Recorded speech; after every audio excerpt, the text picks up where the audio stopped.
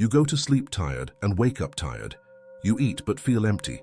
You sit in silence but your mind is screaming. And the worst part, you don't know why. There's no injury, no diagnosis, no clear reason for the way your body collapses, your emotions drift, and your motivation fades. But there is a cause, you just can't see it. Because it's mental, it's hidden, and it's slow. You're not being drained by what you're doing, but by how you're thinking. Marcus Aurelius once wrote, "The soul becomes dyed with the color of its thoughts." And for most people today, that color is exhaustion. You can take all the supplements, change your diet, try new routines. But until you clean the lens through which you see life, you'll always feel like you're running through water. Because health isn't just physical. It's not just sleep or protein or hydration. It's mental clarity. It's emotional alignment. It's peace. And peace can't exist in a mind full of traps. Thought patterns so common, so familiar, you don't even question them. But the Stoics did. They questioned everything, especially their thoughts. They knew the enemy wasn't always outside. It was within, in perception, in attachment, in self-deception. And now it's your turn. Over the next few minutes, we'll expose 7 invisible mental traps that are secretly destroying your health, and the Stoic methods used for centuries to escape them. This isn't about hacks, this is about healing. So take a breath, be honest. And let's begin. Every human has a mind, but not every human has mastered it. Most are run by it, dragged by thought patterns they never chose, beliefs they inherited, emotions they never examined. And those patterns, they don't just shape your mood, they shape your health, your stress levels, your blood pressure, your immune system, your sleep, your nervous system's ability to feel safe in a silent room. You can stretch, hydrate, and meditate, but if you're mentally trapped, your body will never feel free. The Stoics knew this long before modern science confirmed it. Marcus Aurelius didn't have neuroscience, but he had presence, reflection, and the courage to confront his own mind every single day. He wrote, "You have power over your mind, not outside events. Realize this, and you will find strength." This video is about that strength, because every day millions of people live inside invisible prisons, not made of walls but of assumptions, expectations, unconscious beliefs that rob them of energy, clarity, and peace. We call them mental traps, but they don't feel like traps. They feel like truth. That's what makes them so dangerous, the comparison that eats your confidence, the guilt that haunts your rest, the endless need to be liked, the war against discomfort, the voice that tells you you're not doing enough, no matter how hard you try. They don't just affect your mind, they affect your nervous system, and a nervous system that's under siege can't heal, can't rest, can't thrive. But once you see the trap, you're free to step over it. This is what the Stoics mastered: mental self-defense, cognitive detachment, inner sovereignty. And that's what you're about to learn. 7 traps, 7 shifts, all grounded in timeless wisdom that has outlasted empires, wars, and collapse. This isn't a motivational video, it's a map to clarity, to power, to the kind of health you can't buy in a bottle. You're here for a reason. Something inside you is tired of feeling stuck. Good, because what comes next is the beginning of freedom. Let's look at the first trap, the one that creeps in quietly, feeds on your attention, and poisons your peace from the inside out. You scroll, you see them, smiling, thriving, glowing. Better bodies, better houses, better lives. At least that's what it looks like. You don't know their pain, you don't know their thoughts, you don't even know their real story. But still, you compare, and comparison is a silent poison. Not loud, not dramatic, just constant. It drips into your thoughts. Why not me? What's wrong with me? When will I have that? Your brain doesn't just see difference, it feels defeat. It internalizes inferiority and starts constructing a false story that you're behind, unworthy, or failing. That story becomes your stress, your tension, your shame, and over time, comparison becomes chronic. You can't walk into a room without scanning the hierarchy. You can't celebrate someone else's win without secretly shrinking your own worth. But the Stoics saw through it. Epictetus said, "Another person's success is not your failure." And Marcus Aurelius reminded himself daily, "Ambition means tying your well-being to what other people say or do. Sanity means tying it to your own actions." You see, comparison only hurts when you base your identity on external metrics. But the Stoics didn't chase validation. They chased virtue. They judged success not by applause but by alignment. Not by what they owned but by how they lived. So how do you escape the comparison trap? You return to your lane, you turn inward, you ask, am I better than I was yesterday? Did I act with courage today? Was I kind, present, disciplined, honest? Because that's all that's real. Everything else is projection, illusion, or marketing. When you let go of other people's timelines, you create space to hear your own rhythm again. And in that rhythm there is peace. The first trap loses its power the moment you realize this. You are not behind, you are on your path, and your path is sacred. Now let's go deeper. To a mental trap that's harder to detect, because it sounds like humility but feels like powerlessness.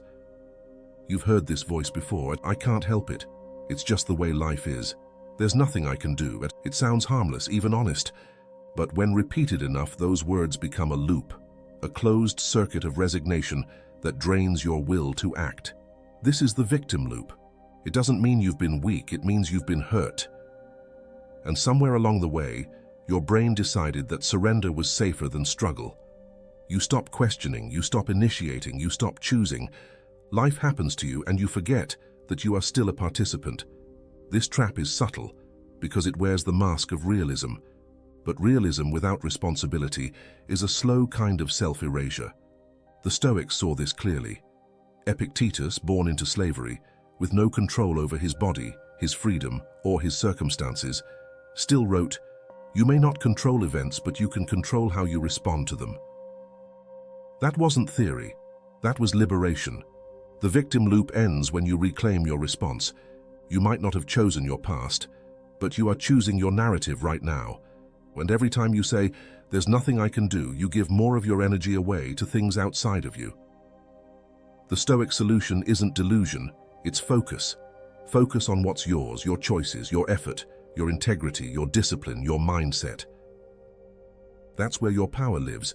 Ask yourself, am I acting from my values or from my wounds? Am I reacting or responding? Have I stopped trying because it's impossible or because it's uncomfortable?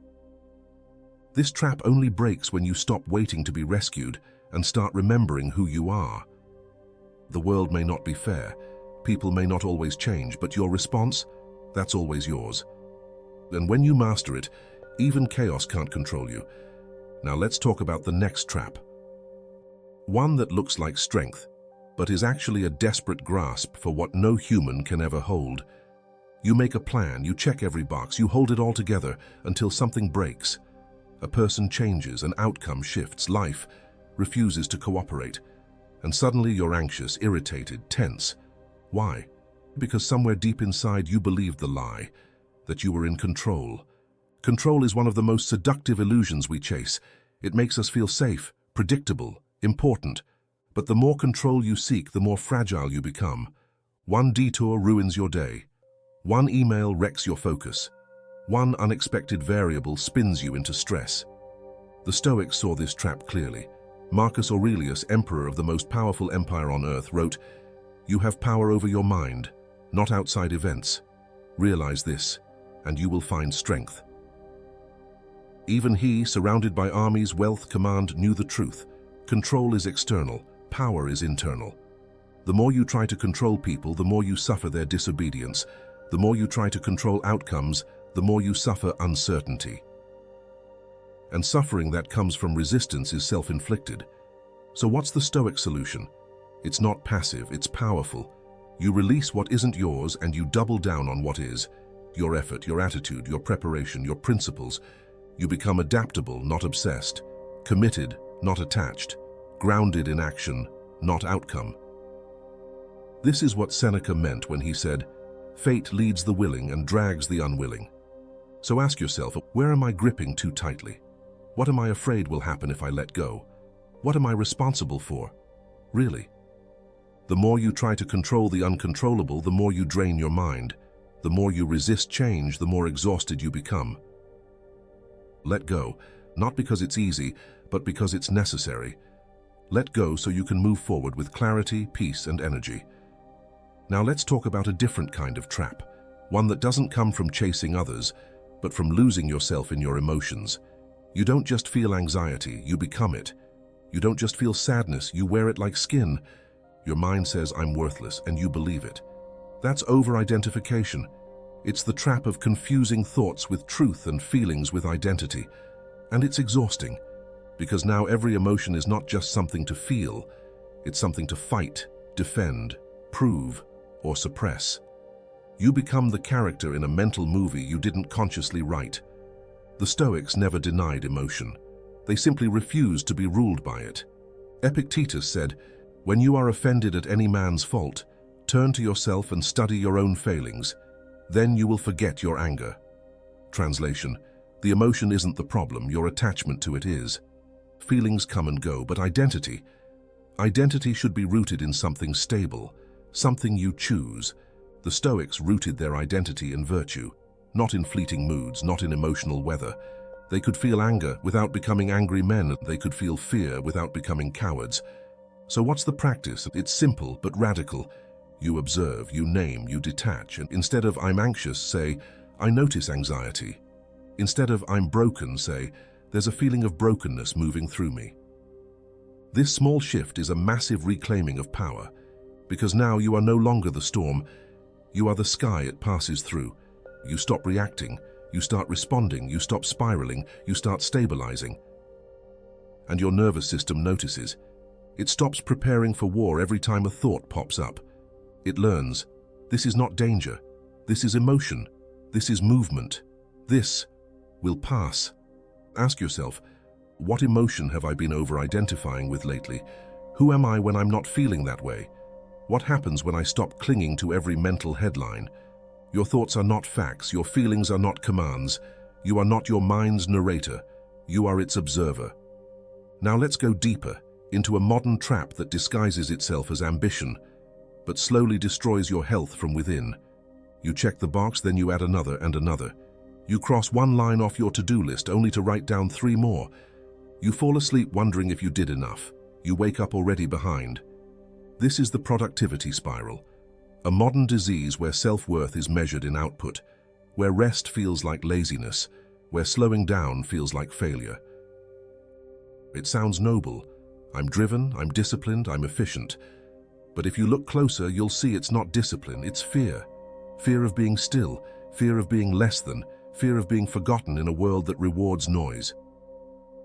The Stoics warned us about this trap. They lived simply, but with depth.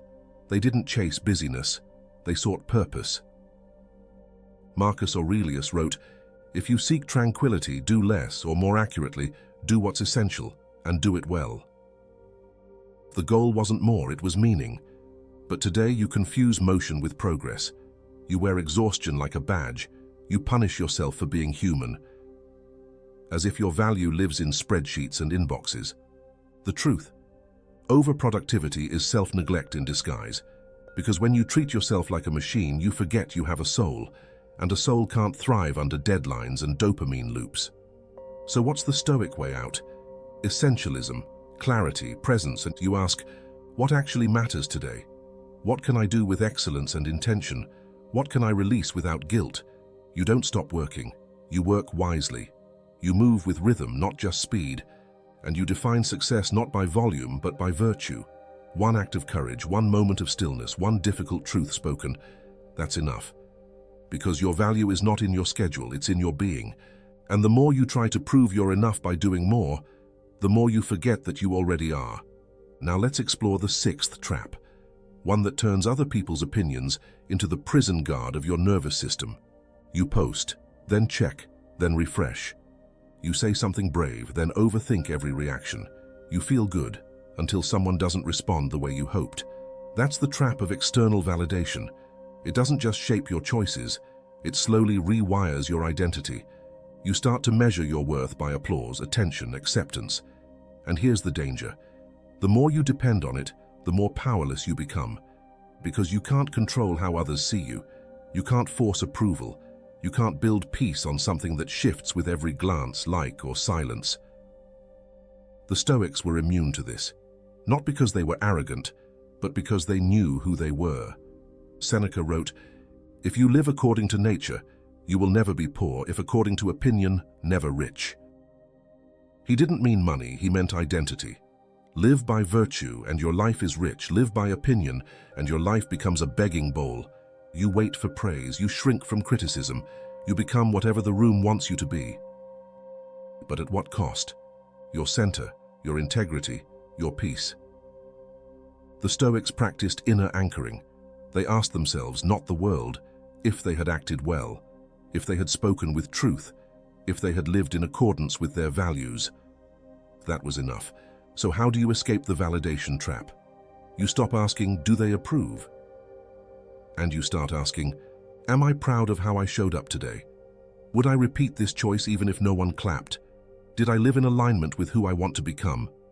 You start performing, you start living, because the opinions of others aren't evil, they're just unreliable. You don't need to be seen to matter. You don't need to be liked to be whole. You just need to be honest, and validation fades, but self-respect lasts. Now let's talk about the seventh and final trap. Perhaps the most deceptive of all, the deep fear of discomfort that keeps your potential locked in a cage. You feel tension, so you scroll.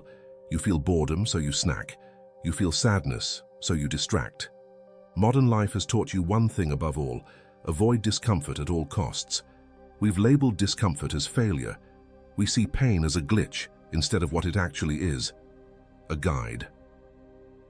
And so we run, we chase convenience, we hide in comfort, we delay hard conversations, postpone change, numb through content, and wonder why we're still stuck.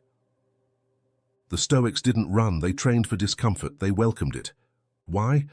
Because discomfort is the doorway to growth. Seneca wrote, "We suffer more often in imagination than in reality."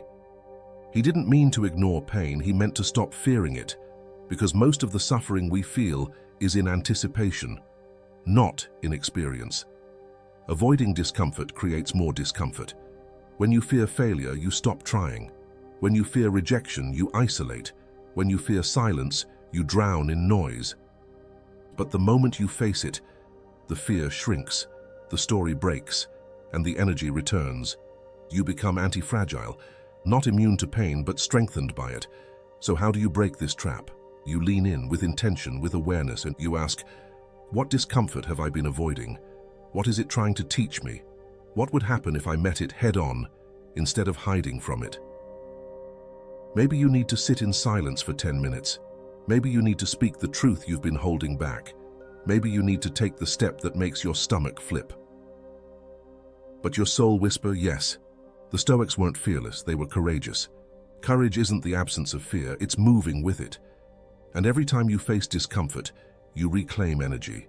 Because now your body isn't bracing, your mind isn't hiding, your soul isn't suffocating. You are clear, you are awake, you are free. Now let's step out of the traps and into the path forward. The Stoic way to clean the mental lens and return to a state of calm, health, and power.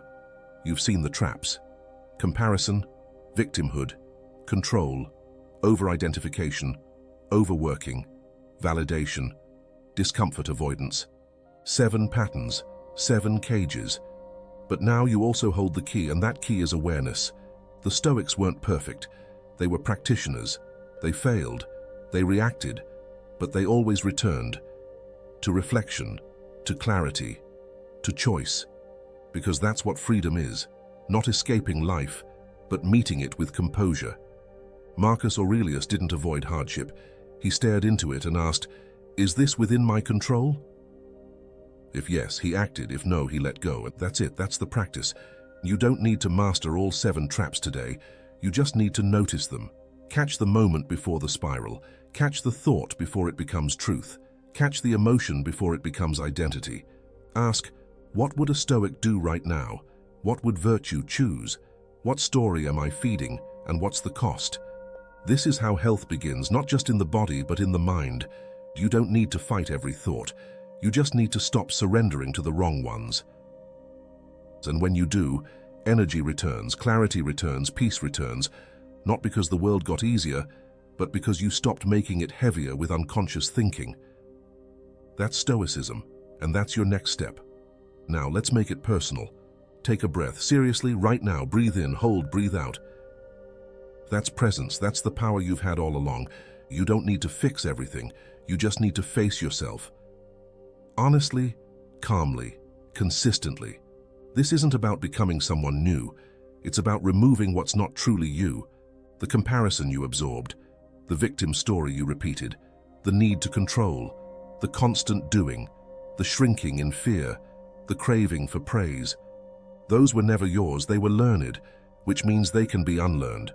The Stoics didn't give us tools to look wise, they gave us tools to stay grounded when life felt unlivable. And now you have those tools too.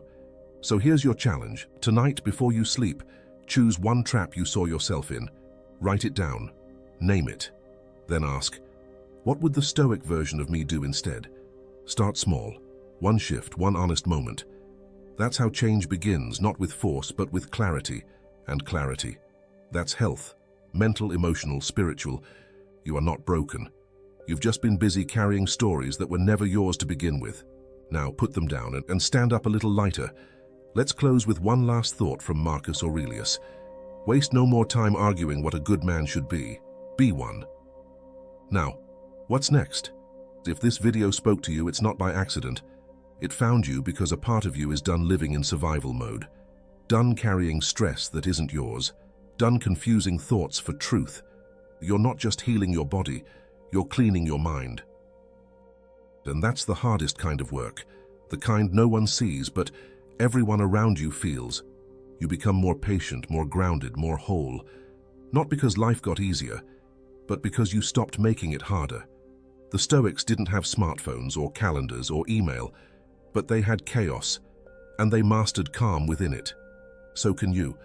Comment below, I choose clarity. Let that be your signal to yourself and to others walking the same path. If you haven't subscribed yet, join us. We're building something rare here, a place for truth, not trends, discipline, not distraction, wisdom, not noise.